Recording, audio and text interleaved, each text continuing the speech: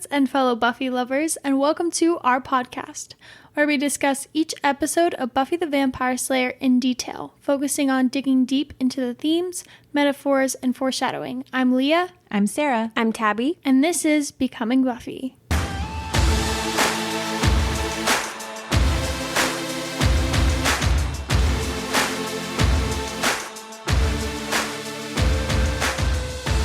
Guys, welcome back to our second portion of What's in My Lane Part 2, Scooby Secrets. This is the section of this podcast episode where we talk about everything spoilery. So if you're hopping in and you're like, oh, I'm not sure what this episode is, just as a fair warning, we will be talking about everything in Buffy and then everything in the show Angel as well. So if you don't want to know spoilers, then you can catch us for the next episode. But I'm excited to get into this one because I feel like I had so much more to say in the non-spoiler version of this episode.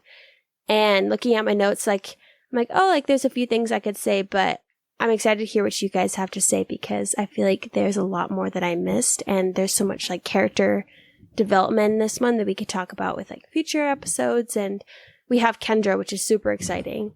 Yeah, I think that this is one of those episodes where there may not be, a ton in the episode that's this sticks out to me as being super foreshadowy, but it's more of the overall workings of what's going on will be affecting the show in future. You now have a second Slayer, which we know in the future of the show becomes huge, because then eventually when Kendra dies, Faith comes in, and then after Faith, you have the expansion to all the Slayers. I honestly firmly believe that the knowledge that there could be more than one Slayer, which inevitably leads to the finale of the show, starts with the fact that there's two Slayers. Yeah, that's true. I always get so excited whenever they introduce Kendra because my mind immediately goes to Faith. And it makes me really excited for next season. But I also really adore Kendra. I just wish we had more of her. Yeah. I was listening to Passion of the Nerds YouTube analysis because he has some really good stuff. And I thought that it might be kind of cool to carry over here. And he actually said something similar to what we said about part 1. And I would argue even to a certain extent part 2. He was talking about how he goes, these episodes are really difficult to analyze. And I was like, oh yeah, why is that? And he was talking about how they're just kind of jam-packed with a lot of stuff. And there's not any central theme that kind of glues it all together other than the fact that Buffy is wrestling with her identity of oh, maybe I don't have to have the calling of a Slayer. But that's there's not really any metaphor underneath there. It's pretty surface level. You see her wrestling with it and it doesn't really get a ton deeper than that. But he was talking about how part 1 and part 2 are the linchpin of the season, which I fully agree with because you finally see Spike and Drusilla actually doing their plan and moving forward from that. And then from here on out, it changes everything because Drusilla's now the person that's in charge. And then it's setting up for Angelus and all that stuff. But he was talking about how part 1 and part 2 are very fun to watch. And the reason why is because there is a lot of fan service. And we talked about how there is so much payoff.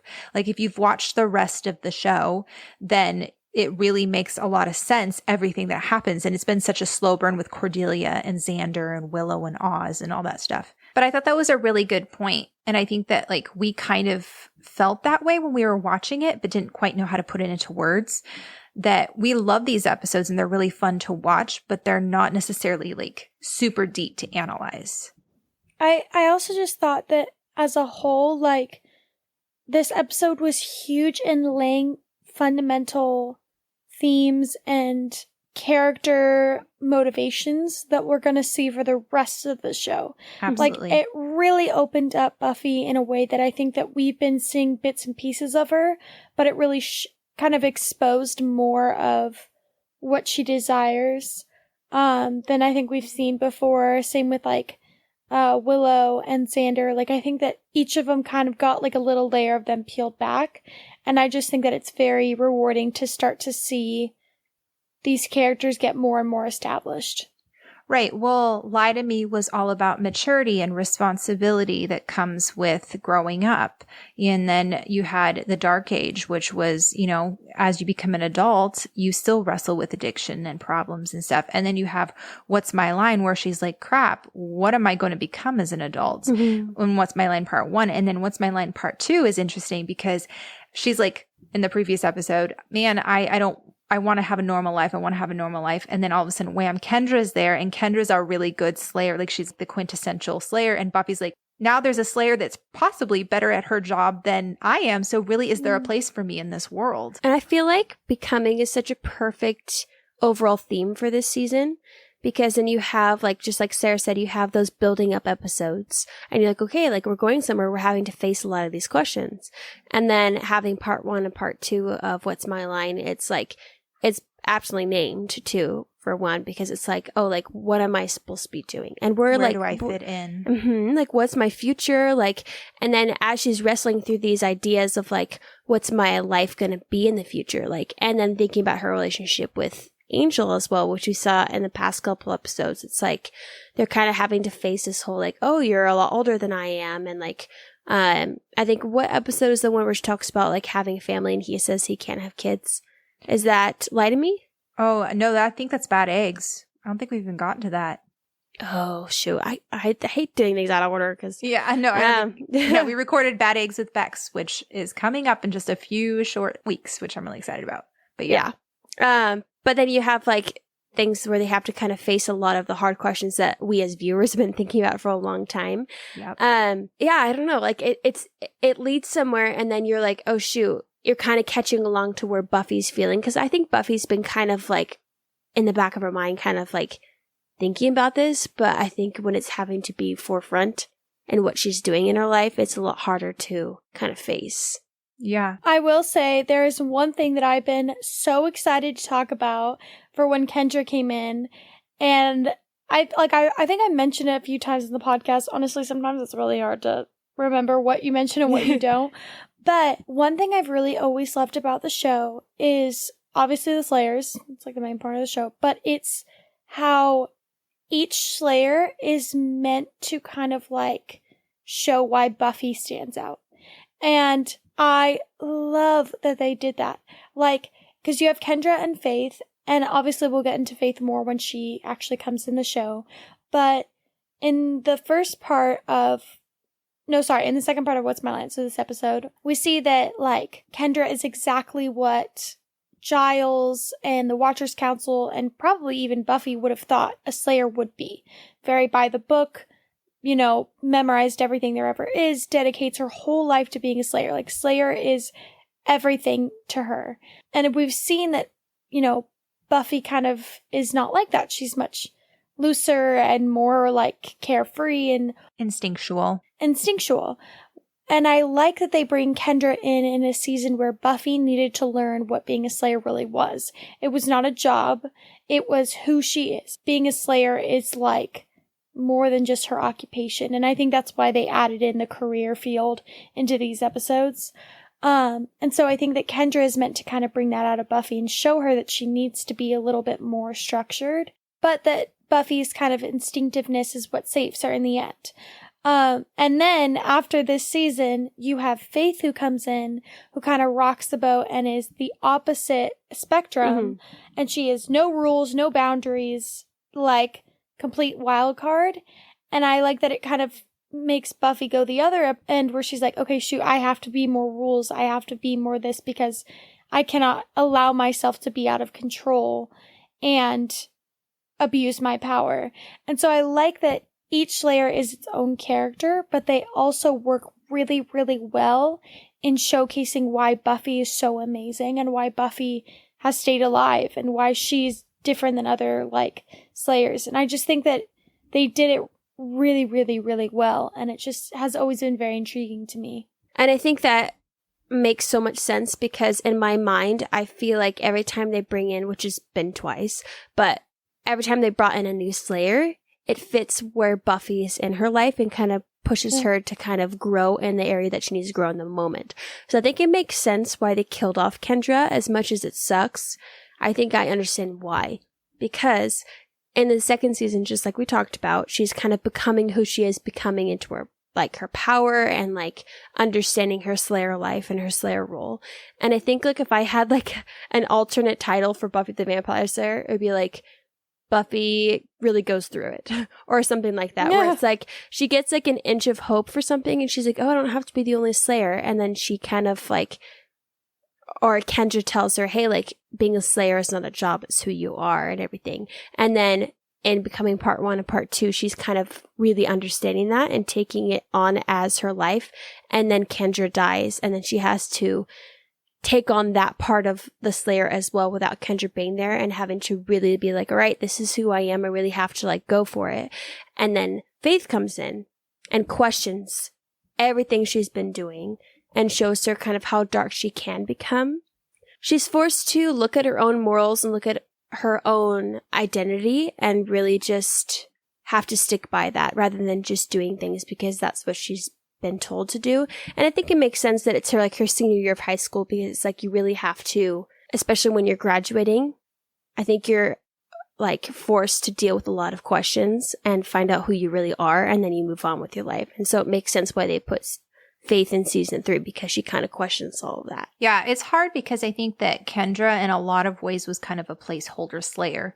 I think that they knew that they wanted to do a dark Slayer storyline, but they had already established that Kendra was this straight-laced, by-the-book Slayer, and they had to have her die so that it was motivation for Buffy to be like, okay, I have fully accepted that slaying is who I am, and also to kind of like show that this is what happens to Slayers, like hammering home once again that being a Slayer means you're gonna die, basically. Do you think that was their purpose when they first brought in Kendra?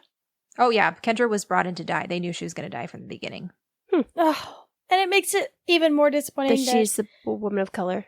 Yeah, like, it does. that's the character that they were planning on killing is the woman of color. Yeah, she was literally the Slayer that was meant to die. Oh, that's so infuriating. Yeah, it's frustrating. And the thing is that I think Kendra herself was a really important linchpin and a really important character. And so I don't begrudge that. It's just as frustrating that she was a person of color and the only person of color aside from Jenny, who was, you know, a gypsy. But the thing is that, you know, you have Kendra here, who is literally the embodiment of Slayer. And she is supposed to help Buffy recognize that, like she says, slaying is not a job. It is who she is. Because Kendra fully has accepted that part of herself. Like, she is all Slayer. And so for Buffy, she needs to accept that. And she does accept that. That's why at the very end, when, you know, Angel says, no weapons, no friends, no hope, take all that away. What do you have left? And Buffy says, me. What is me? Me is Buffy, girl, and Slayer, fully combined. And so when Faith comes in, and I know we're jumping way ahead, but Faith essentially is, okay, so you've accepted that you're a Slayer. Can you accept that there's a dark side of the slay? Or can you accept that there's a dark side of the Slayer as well? Or maybe let's like dip our toes into it, because I think season 5 is when you really start to deal with that. But season 3 is very much of, hey, you're all Slayer. What happens if you realize you're above the law? What happens if you realize that you can do whatever you want? And that, you know, you need a little bit of that Kendra that says, hey, there has to be rules. There has to be order. And that's where I think Buffy ultimately falls, is somewhere between Kendra and Faith. She finds the balance. Yeah. And the reason she finds the balance is, what is it that Kendra and Faith both miss?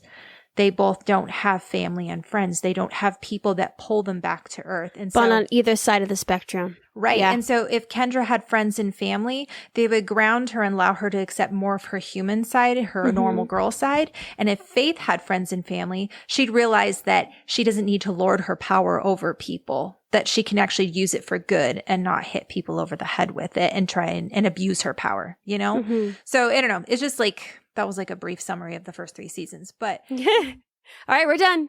See you in season 4. Seriously. No, I want to talk about season 3. It's good. But yeah, it's just interesting to watch each Slayer kind of play a role, and it's just really good. It is once again frustrating that Kendra was cut so short. I didn't know that was their whole purpose of bringing her in. So that makes me really sad. Yep. They could have chosen any white person, like they did with, you know, any other white male or white female that died in the show. Yeah. Or it's like, why couldn't they have, as much as I love the girl who played Faith, I think she did Faith perfectly. Yeah, she did. Why couldn't they have a person of color play the one Slayer that was actually going to, like, stick around, survive? Yeah. I think their whole point with making Kendra a person of color is because they wanted to hammer home that she was not from America, because I think they wanted to add another layer or another reason of why Giles didn't know a second Slayer had been called. And it was also supposed they could have to someone come from Canada, though, who's still white. Well, I think it was Passion of the Nerd who was talking about couldn't you have had someone from France or someone from Japan that didn't speak the language? That would have been interesting, having to have like a translator, having them like to figure out how to work together with a language barrier. But the thing is that they wanted her to look ethnic because they wanted to throw you off and think that she was one of the Order of Taraka. Yeah. So. And here's the thing, like, I don't see an issue with, like, having a person of color act as Kendra. What I do have an issue with is that that's the only person of color they try to put in the main cast, and then she dies in the same season she's introduced. She literally has 3 episodes. Yeah. All right, so let's jump into the episode and talk about a few things. I would say that the main driving force for part 1 and part 2 is to really solidify Buffy and Angel's relationship, and to also kind of show you a little bit more of a glimpse of Angelus, so that when he pops up, you're really and truly scared and afraid. Mm-hmm. Because part 1, you see him entering in and actually torturing Willie. And then in part 2, you see him baiting Spike and Drusilla, or Spike, I guess. And that's when you're kind of like, this is a side of Angel we normally haven't seen. There's so much to be thankful for in the show Angel. And I think that they like kind of showed the whole twisted sexual relationship between Angelus and Drusilla, because it makes the scene so much more impactful. Because, I mean, you'll see later on in season 2, and Angelus like tortures Spike all the time when it comes to Drusilla. But seeing him kind of start that right here, and knowing why Spike is so frustrated and like jealous of Angelus, it just like, it makes the scene so much more like, ooh, gosh. But I don't know. That's what sucks about when you build off of a world after you've introduced it to make things fit and work well. And I don't know which I would prefer, like watching the scene how I did watch it, where I was like, oh, there's stuff we don't know about, this is interesting. Or watching the scenes that are flashbacks first, and then watching this scene. It's kind of like the whole Star Wars, where it's like the originals like barely have any action. And I love Star Wars, don't get me wrong. But it's like, I'm going to get so much hate for this. But like 4, 5, and 6 are really good. They're very fundamental. There's a lot of dialogue, but there's like very little action. And then you have the prequels, where it's like they build off of the past. And then you're like, okay, which one would I watch first? Even though everyone saw 4, 5, and 6, but it's like if you watch the prequels, you understand why 4 and 5 and 6 are the way that they are. But I don't know. I think there's a huge payoff in watching like Angel season 5, when you really start to see all the backstory for Spike and Drusilla, and being like, it's been like, 8 years, and we're finally seeing what happened, because up to then it's been speculation and analysis, and to see that all kind of pay off, and then know that they weren't quite sure where they were going to go with it back in season 2, but it all is so cohesive and works, you know? I just wish we had more backstory in Buffy in general. I feel like we have very few flashbacks, in my opinion. Like, we only have like a couple. I think Spike sometimes gets a little bit more than Angel does in Buffy. Yeah, but Angel has his own show. There's no need for it, you know? Yeah, I'm just saying, like, I mean, some like Buffy fans haven't even seen Angel, so they're missing a ton of it. Yeah, but I mean, that's not really on Buffy. That's on them. Yeah, and honestly, if Buffy had all of that, there would be no need to watch Angel. Like, True. Angel is really good because you have all the I mean, it's good for other things too, but I really appreciate the flashbacks because it makes the Buffy world seem so full. Yeah. And that's actually, I wanted to point out real fast. So when you have Angel kind of baiting Spike and teasing him about Drusilla and stuff, it's so interesting because it is inferred, like heavily inferred, that Angel sexually abused Drusilla when he turned her, because you have her tied, and then you have him and Darla standing right there, and she's crying, and then like, yeah, just the way they're talking about it and stuff. So the idea is that sad. Angel killed her family in front of her, and then violated her in every way. In every way, yeah. Well, and wasn't she going to become a nun? Yeah, yep. She was at the coven. He went to the coven. Well, yeah, but it's also like that's why I think it would be even more violating is because nuns aren't supposed to like indulge in any of that. Yeah. She had taken those vows and then he forced her to like actually go against all her vows. I mean, it's seriously awful. Which is why, I mean, it's a whole interesting thing with Holtz, why I think Holtz is very justified in his vendetta. Oh, yeah. Which makes that like season and that big bad really like enticing because you're like, I completely understand where Holtz is coming from. I really do. But then you also see how Angel is now, which makes such a good tension between a villain and the heroine. And that's why you have to make things like, that's what makes like a good season is when like the conflict makes sense from both sides. Yeah, exactly. So there's that, but then there's also, I don't know if you guys remember in Angel season 5, it's episode 8, Destiny, where Spike, you know, has joined up with Darla and Angel, and he has Drusilla now. And then you have Angel or I guess I should say Angelus, who is dominating Spike, and they're playing the whole like King of the Hill type thing. And then Spike finds out that Angelus is sleeping with Drusilla, like comes in on them having sex.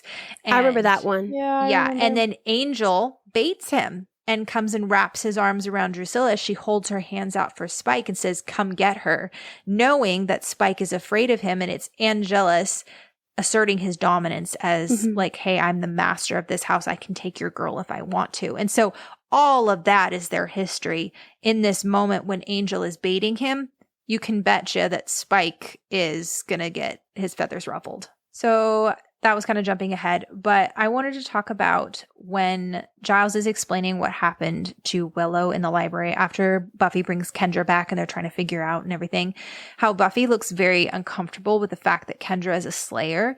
And I think that kind of stems back to Buffy's like, oh, do I have a role in this world? Like if someone else can be a slayer and I don't actually fit into the world of a normal girl, like what's my line, you know? I wrote that in Conversations with Dead People, which is season 7, episode 7, Holden says that she has an inferiority complex, but she has a superiority complex about it. I wrote that Buffy doesn't like the responsibility of being a slayer, but that she also likes being the slayer. And I think that's funny because... But I mean, honestly... Same. Like I would if that like was me, that that would would be be me too. Yeah. Right. Because there's a part of you that kind of has to be like, I am better than everyone because I ultimately have to make these decisions. Like you have to have some sort of authority. But then you're also like, woe is me because I have all this responsibility and I have to make all these sacrifices. And so it's that constant tension. But I think it's interesting. Marty Noxon was talking about in the director's commentary.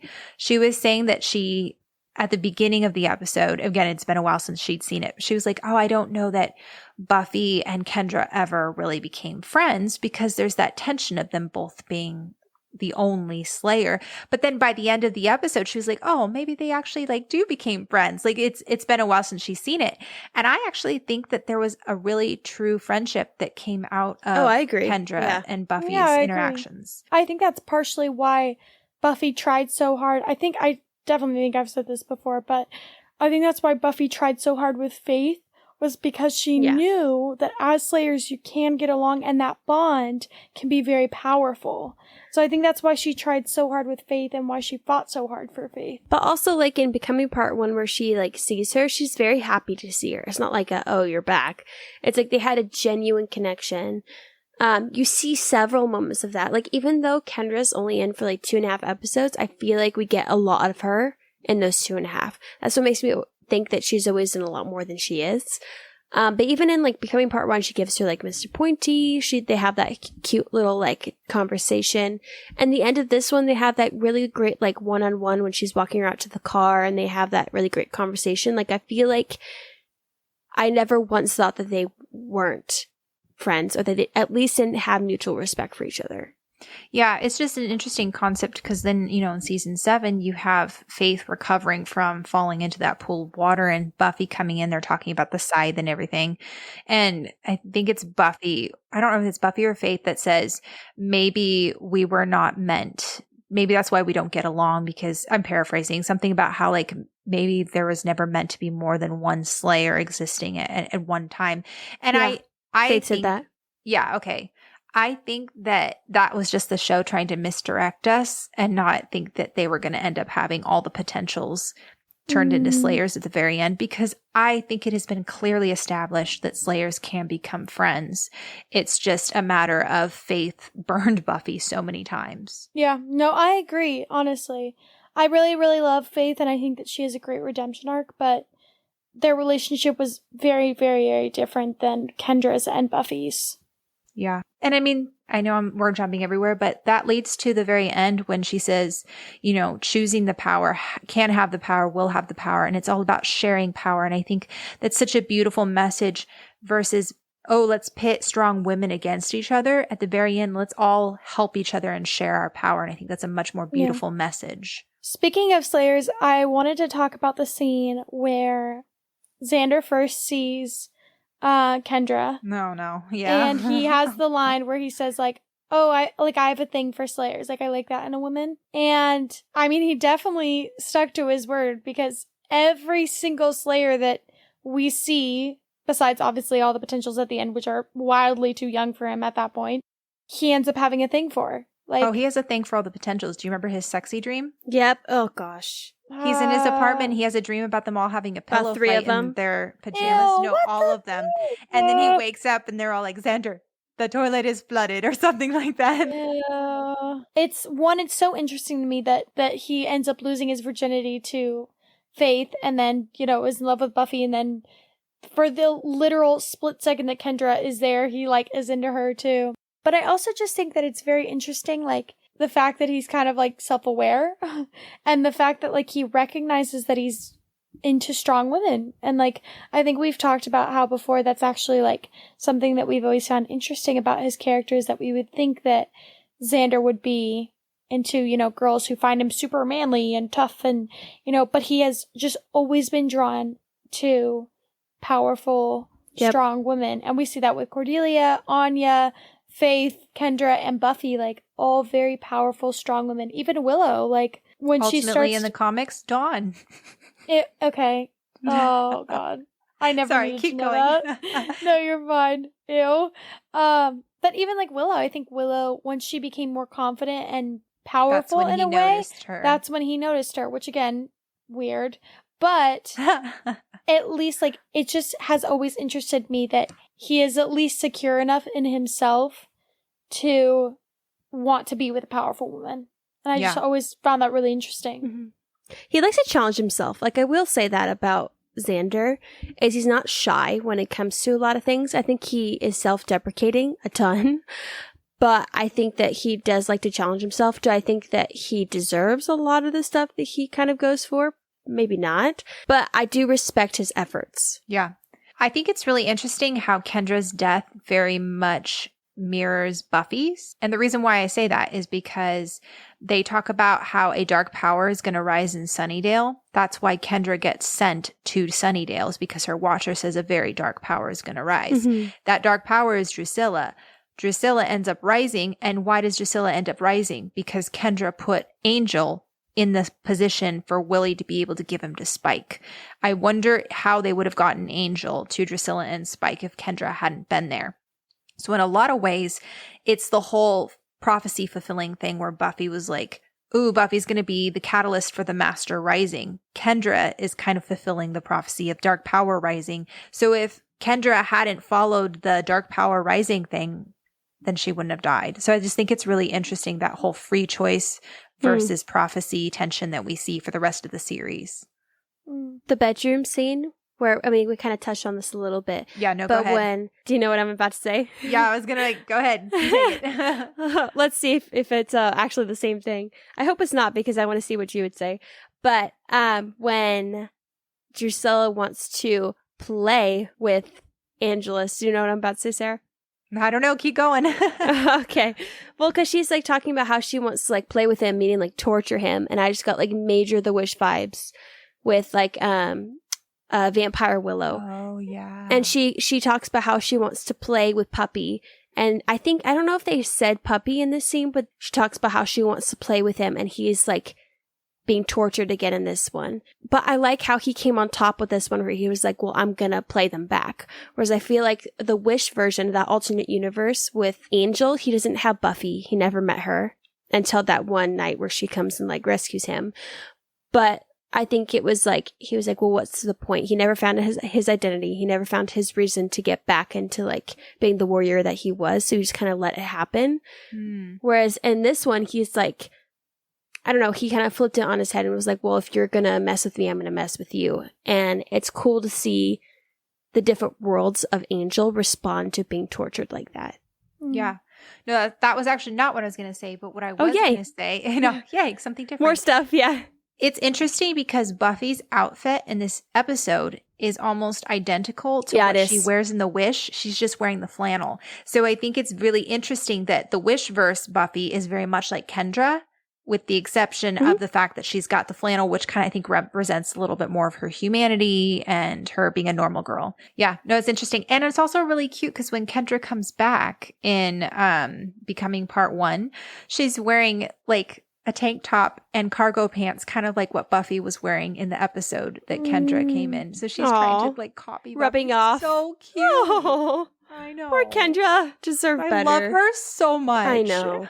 So sweet. When I first watched the show, I was like, dang it. I didn't like Faith initially. I didn't either. Honestly, for a long time, I didn't like Faith. I still get really frustrated with season 3 Faith. Yes. I understand her a little bit more now, but she still irritates me a little bit. I agree. Season every other Faith. But I think it's interesting, like my first rewatch, I was like, man, why couldn't have Faith been the one that died and Kendra was the one that lived? Because I really like Kendra. I've been like holding off on my feelings for Faith until we get to season 3 because I have lots of them. And I feel like we get so much of Faith in every single episode, which, she's such a 3-dimensional character. Like, I have nothing against what they did with her character. I think, like, I don't know, she does things I'm really frustrated about. But I don't know. Oh, man, I should just hold off because I just have way too much to say. We will get into it. There's a lot to say. In this scene in the bedroom, it's really interesting because Marty Noxon talks about how she likes to write S&M for Spike and Drusilla's relationship. Oh, I see. Because Drusilla really likes pain. And so you have the whole, you've been a very bad daddy to Angel, which is very sexual, but it's also like he literally is like her vampiric daddy. Yeah. So weird. It's so weird. But it's like, okay, it's a really good metaphor for how twisted, like, remember what I talked about with Drusilla at the very beginning? There's a very twisted innocence about her. How she's taken everything pure. Well, I guess I should say Angel has taken everything pure and innocent about her and has twisted it and made it darker. And so what should be a sweet relationship, I say in quotes, with her metaphorical father is actually just this very twisted sexual thing, Also, Joss Whedon said that Marty Noxon's writing for S&M was her hallmark, a perverse sense of sexuality, which I think is very interesting because Marty Noxon is the showrunner for season 6. And season 6 has a lot of that. Mm-hmm. And then Marty Noxon was like, can you blame me? Look at James. Look at his cheekbones. I was going to say that the ending of this episode is very interesting to me because we see like this weird, at least in my eyes, this weird parallel where Drew is very weak and she's very like kind of beaten down. And then this is like the height of what we see Kendra, where she's like helping Buffy. They both take down Spike. I don't know. This is where we kind of see her best. And then the next time we see her, we see Drusilla at her most powerful. And then we see obviously Kendra at her weakest where she dies. And so I think it's just very interesting to see both of them kind of switch. I don't know. I just always thought that was interesting. In the basement, when Cordelia and Xander kiss, it's interesting because later they use the same set in Bewitched, Bothered, and Bewildered. And eventually, like, Xander ends up moving into a basement in season 4, which that whole thing is how Xander feels like he's continually trapped in the basement. Like he's watching all his friends move on with their lives and he feels like he can't move on, which I think is really interesting because this episode is all about career day, or these 2 episodes are all about careers. And so I think it's just like they did not plan it, but it's very clever foreshadowing of Xander feeling metaphorically trapped in the basement. Like he can't get out. And he's, he got selected to be a prison guard. He doesn't think he's going to go to college, like all this stuff. And he's watching all his friends move on in their lives. And I don't know, I just thought that was a really interesting thing. And Marty Noxon also said that she thinks that they should send Nicholas Brendan to Los Angeles to go visit Cordy. Because at the time that this season 2 commentary was recorded, they were writing for season 5 of Buffy. And she said she did not think that Cordelia and Xander were done yet, which is really sad because Cordelia and Xander never meet each other again on screen once she leaves Sunnydale. I will say, though, as much as, like, that is kind of sucky because you're like, oh, I would have liked to see, Cordelia and Xander interact again. I think that the best thing for Cordelia's character was getting out and not being with Xander anymore. I think that at the time, being with Xander helped her grow up a lot, but I think that their relationship hit a point where it was only unhealthy for her because Xander was just terrible. And so I think that if they had made a weird love story for them in the future, or just even had them interact again in the future, I don't necessarily think I would have wanted Cordelia back in that environment. I just think that they didn't fit after high school. I think that they grew in very different ways. I think that Xander grew up a ton, but I think it took him a while. And I think that Cordelia grew a massive amount. And I think that hers was a lot faster than his.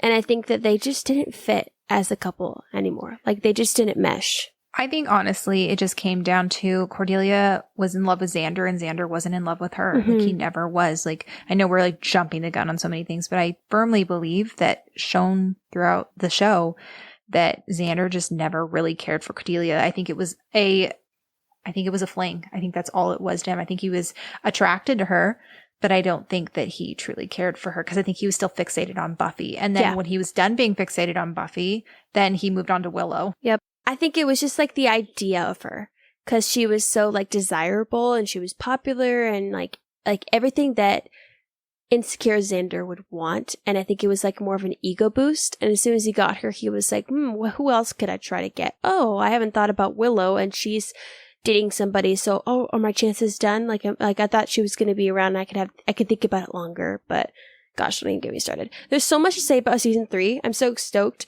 Like, season 2 is my personal favorite, but I feel like a lot of the times it's a little bit more slow burn, and it definitely pays off, especially like the second half of the season. It's wild. But third season, it's like from the get-go, there's only like one skip episode in season 3, and there's just so much to talk about. But yeah, I feel like we're jumping the gun. Once again in Drew's bedroom, this is in the second shot, when Drusilla's talking about her parents and her family, and she sings that Lamb song that we heard her sing again. I think it was in Halloween or Lie to Me. It was Lie to Me. Which one? Lie to Me. Okay. So Drew is torturing Angel with the holy water, but she's also torturing him with the memories of her family. It's interesting because she's possessed by a demon, but it seems like the demon is trying to get some sort of like revenge or something because of Drew's family being killed. Or maybe I guess revenge wouldn't be the right word. It's like the demon is taking pleasure and glee in torturing Angel. But she says they used to eat cake and eggs and honey. And it reminded me very much of Anya's monologue in The Body when she talks about how she was having fruit punch and Joyce won't have any. And I think it's interesting, like it's the two comparisons of like people that are no longer here that used to do very normal things and they will never do those normal things again. And I thought that was a really interesting comparison. And in Drew, it was a very much like the way she said it was very angry and very like almost like she's on the verge of a breakdown. Like they used to eat eggs and cake and honey and like angry versus Anya was just like a why. So I just thought that was just an interesting, it kind of gave me flash forwards, I guess. Yeah, well, first off, screw you for bringing that up, Sarah. Because that scene, the body itself is very emotional. And every time I rewatch it, I'm always like, okay, I'm good. But as soon as Anya gives that monologue, I cry every time. Like, I cannot cry at that moment. Like, I'm fine, usually up until then, but that monologue, like, really makes me sad. But that is really interesting that you bring the correlation between both those things, because I think it's intriguing to view it from two different demon perspectives. Because Drusilla's really crazy, and I feel like she's not really able to really process her emotions because she's not mentally all there. And her sitting there kind of using it against him. And so I think she's not allowing herself to really kind of, like you're saying, Sarah, like she feels like she's on the verge of like a breakdown. I think she's not allowing herself to think about it. Whereas like Anya is now human. And she doesn't understand her emotions. And so when she was explaining it, she was just like, I don't understand why she can't just do all these things. Why she can't just have the fruit punch. It's just, they're executed and written very differently. And both of them are just so jarring. They're so intelligent. Yeah. I mean, Drusilla doesn't have a soul. So it's very interesting and layered to watch that scene and be like, what is Drusilla actually thinking? Is she like, because you're like, oh, she's just torturing Angelus, but she's saying those things with such feeling and emotion to like as if she's actually experiencing them. And so, yeah, she has the memories, but she doesn't have the capabilities to love, or does she? I don't know. It's just very interesting. I'm curious what you guys all think, what Drusilla is thinking in that moment. I'm just such a huge shipper of Spike and Drusilla. Yeah. Whenever they're in season 2, I'm just like, I feel like it was so early to talk about Buffy, and I won't go there, but I just like, I really feel like Spike and Drusilla were just like meant to be together. I mean, it shows their emotion when they're with each other. So when you say like, if she's thinking about emotion, I feel like this is one of those times where you can kind of see the humanity in Drusilla. Yeah, I mean, I think that Spike and Drusilla as a unit are very interesting, and I think that their kind of stories together work in just creating such a creepy villain. And I just think that they kind of create this dynamic that I feel like is very hard to rival with throughout the show. Just as a villain, they're incredible, but also just as characters, they are just so interesting and so fascinating. Is really their interesting chemistry, to watch. yeah, like every time they are on my screen, I am floored. Like, yeah, as individuals and as a couple, like, they draw my attention every single time. It's interesting because Juliette Landau said that her and James Marsters would get together and rehearse and actually block their own scenes and practice. And then when they would get together with, the people who actually do block the scenes, a lot of times their ideas would be used, whether it was in that episode or in later ones, because everyone thought they just had phenomenal chemistry. And you could just really tell that both of them worked well together, and they both really, really loved working together. Yeah, it definitely translates. Yeah. So the last scene in Drusilla's bedroom. Sorry, every single one is just really interesting. I know we talked a little bit about this earlier, but it's just, I wanted to add what Marty Noxon said about this scene. Marty says Drusilla was very vulnerable and curious, and if anyone caught her eye, she would have no problem being with them, and Spike knows this, which I think is really interesting because this is back before all of the Spike and Drusilla flashbacks and stuff in the end of season 5 of Angel. So it's interesting that Marty is pegging this and writing this all the way back in season 2 in such a way that Drusilla is kind of like attracted to and curious and interested in Angel, and Spike is insecure about that. Okay, so this is a little something small for all the... Is it Bangle or Bangel? I think it's Bangel. I think Bex showed us that we were doing it wrong. I like Bangle.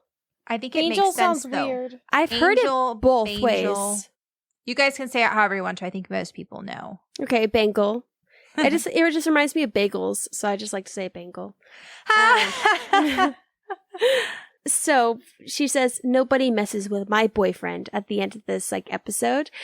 And I just had huge flashbacks to I Will Remember You, because I think as far as you can correct me if I'm wrong, but there's only really 2 times we see Angel really, really weak. And him lying down and her comforting him and stroking his face. I had this written down too. And she's helping him and I Will Remember You. And she said, get away from my boyfriend. Or she refers to him as her boyfriend. She gets angry and she beats the crap out of the person and then ends up gently stroking his face as he's really weak and she's being the strong one for them. And it's almost completely mirrored in this episode. And it's just so sweet. Yeah, I loved that too. Bangle just makes my heart flutter. I just love it. And cry. I know. Yeah, no, I totally saw that too. I was like, oh my gosh, that shot is almost like Identical. exactly the same. Yeah. And that's the thing with I Will Remember You. There are so many callbacks to little moments throughout the series because they're trying to show you, well, I know we're like showing our hands, but I think they're trying to show you that they are forever love, that they are eternal and that they're soulmates. And also I Will Remember You was supposed to be kind of like the closing chapter really on their relationship. So that Angel could kind of move on and do different things. But Leah laughs. it just, Leah's like, no, they're it not. Was they're supposed to be, but Caribbean island somewhere with fat babies. I want to talk about how in Restless, Willow is at the Bronze sitting at a table talking in French to a monkey wearing a fez hat. And when her and Oz meet, they're talking about how there's a little monkey and the monkeys are French and they wear pants and hats. Oh, really cute. Wait, what episode was that? Restless season 4 finale. Oh, really? Mm-hmm. No way. Yep. There's so much in that episode that we just keep Sarah keeps mentioning. That I just do not pick up. That episode, so much is happening. I could get scared. Like, I know this is a tangent, but I keep thinking about when we have to record that one. And I'm like, we might have to take 2 episodes to record the spoiler section and 2 episodes to record the spoiler free. I don't even know how we're going to do that spoiler free. How do you talk about that episode without spoiling anything? I don't know. Just connect it to nightmares. Yeah. And just say, this is important. Remember this part. We can't say why. Yeah, you will know in one episode. Yeah, for real. Yeah, we'll get to it when we get there. But yeah, I thought that was interesting. I think that's kind of to show that there's a little part of Oz that will always be with Willow because at that point she's with Tara, you know?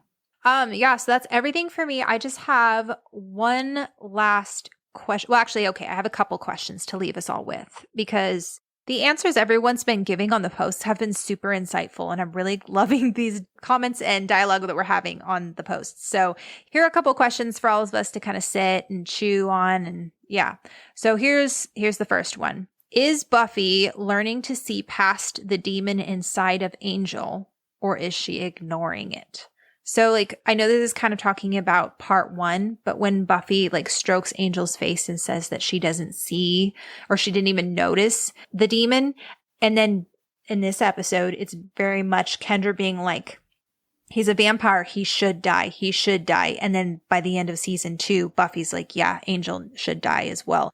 And then we'll talk about this in Bad Eggs too, but is Buffy's judgment clouded by her love for Angel? Should she maybe be seeing the demon inside of Angel? She can still love him, but still recognize that there's a dark and dangerous side to him. What do you guys think? I think that for the first 2 seasons, Buffy is mainly ignoring it simply because in her mind, there's no reason to acknowledge it because Angel has not done anything that would suggest she needs to be aware of it.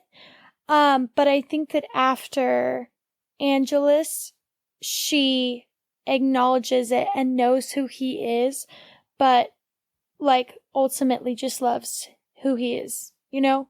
I think there's a difference between hearing about his past and experiencing it, which is why I think they had Angelus in the second half of the season, is because the first half you kind of get snippets of it and you see a little bit about who Angelus could be. But then as soon as Angelus actually was Angelus, I think obviously in Innocence, he hurt her a ton by what he said, but I don't even think she really fully grasped Angelus until Passion. That's my opinion. Yeah, I think right now she's aware of who he used to be, but she's separating Angel and Angelus because she's only ever known Angel and she can't comprehend that that's who he used to be. I think there's a mixture of ignoring it and then not fully understanding it because you can hear about it and be like, okay, that's who you used to be, but not fully really understand who Angelus was until she actually has to experience it. Yeah, that's fair. And I mean, can you blame her? In her mind, Angelus is gone, long gone, and is never coming back. She doesn't realize that there's a tiny loophole where he might come back. No one did at this point. Yeah, seriously. So then my second question was, if Kendra had survived, how do you think her living would have changed the show? Well, I mean, for one thing, Faith wouldn't be there. I don't think she would have stayed. No, she wouldn't have stayed, but I mean, I think she would have been a reoccurring character. I think this question is less so what do you think would have changed if Kendra was there? And more so, what do you think would have changed if Faith wasn't? Well, okay, let's imagine that Kendra like died just like Buffy did and then got resuscitated. Imagine Faith comes along, but Kendra is also there. Okay. I think that like Buffy is forced to grow up a lot by there being an out of control Slayer and no one else to kind of ring her in. And so I think that as sucky as it is to see Faith kind of go crazy in season 3, Buffy grows astronomically in season 3 because she is forced into a role of kind of controlling Slayer herself. Yes. And Faith kind of forces Buffy to see the darker sides of herself and kind of accept them, but then challenge herself. And I think that if Buffy had a safety net like Kendra, she would not have grown up as much as she did. I just don't really know how Kendra would have fit in if they brought in Faith. I feel like it would have been too much if there would have been 3 Slayers, even if Kendra came in sporadically. I don't know if that really necessarily a fit. I think the only time they really would have used Kendra is to kind of bring Buffy back to who she's supposed to be, especially if Faith is there, like kind of bring her back like in kind of what she was used for in the second season is to like challenge where Buffy was at and to give her the other perspective of the other side of a Slayer. So I can see her being more so of a foil to Buffy, which I think would have kind of done her a misjustice as a character if she's only used for that. I have no idea how that would even use her, but that's like the only way in my mind that they could use her as a character if they brought in Faith, just to kind of show the difference, the polar opposites of kind of like what I think it was you, Sarah, how like the difference of Slayer would look like without friends and family. But I just don't know what else they would have done with their character unless they were doing that with her in season 3 as well.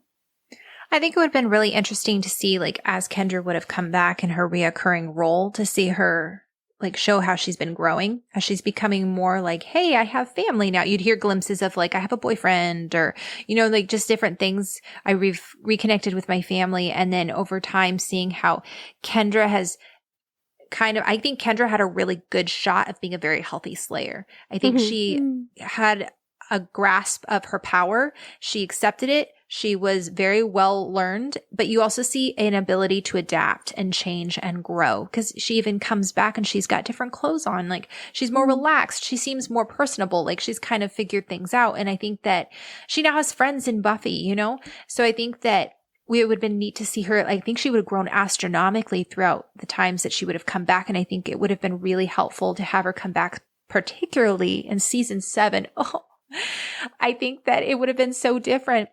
I think Kendra would have sided with Buffy in empty places. I think Kendra would have had her back when everybody was throwing her out, because Kendra would have understood what it meant to be a leader and what it would have meant to stand by her side. I think Kendra also would have been the one to come in and say, hey, Buffy, like, I think Kendra would have found balance at that point. Say, yeah, be a general, be a leader, but still be kind. And I think Kendra also would have been really great in pulling her out of her funk in season 6 too, and maybe relating with her. I think Kendra just would have been a really wonderful character to have come back in all of those situations and scenarios. She just has so much potential. She really and like did. I could sit here and be like, oh, I could see it going here, I could see it going there, but it's such a missed opportunity. Just because I feel like she could have been used for a lot of different things. And I'm obviously not a writer. Don't put me in the writer's room. So from me, like, speculating about season 3, I hope they wouldn't have gone that route. But it would have been cool to see her be like that guide for Buffy when she needed it. Because I think that Buffy just felt so exhausted and alone, especially because of Faith in season 3. And she's like, I'm the one having to make all the hard decisions. Like, I'm the burden slayer and you're the let's go have fun slayer. Especially we see that in, like, you know, in season 7 as well. Yeah. So I don't know. I think that there's a missed opportunity. I understand Kendra's role. I understand why she was there. I think somebody needed to die. Somebody needed to be the catalyst. I'm okay with it being a slayer simply because I think it fits well within the mythology and also with, the catalyst for Buffy's growth specifically as a Slayer. It's just, it sucks that it had to be Kendra. Anyways, I think this is our longest Scooby Secrets yet, and I think they're just going to keep getting longer, but that's okay. Hopefully you guys don't mind. I don't think we mind too horribly much. But yeah, you guys, we have a lot to talk about, and hopefully you guys have a lot to think about, and let us know on our post or message us or email us. You guys can find us on Instagram at Becoming Buffy Podcast. We have some really good dialogue there. Please let us know what you guys think Kendra would be doing if she survived, how she would have impacted the Buffyverse. And if you think that Buffy is ignoring Angel's dark side, or if she just doesn't see it. So yeah, just let us know, you guys. Thanks so much for listening, and we will see you guys next time.